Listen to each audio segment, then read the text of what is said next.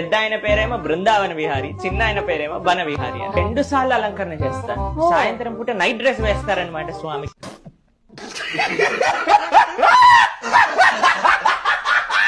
ఇప్పుడు చూడండి, మనం ఇంటికి వెళ్ళాక క్యాజువల్ గా మనం మొత్తం పార్టీ వేర్ రెడీ చేసుకొని పడుకోం కదా. ఇప్పుడు చూడండి ఎంత సుందరంగా పార్టీ వేర్ లో ఉన్నారు.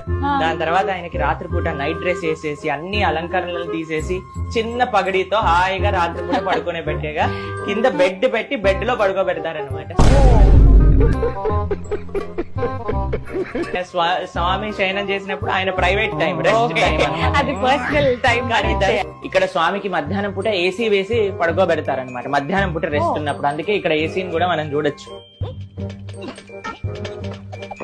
ఎండాకాలంలో 24 degrees లో టెంపరేచర్ పెడతాం ఈ ఆలయానికి. ఎందుకంటే స్వామికి ఇక్కడ చాలా వేడవుతుంది, స్వామి కూడా భద్రంగా ఉండాలి అని.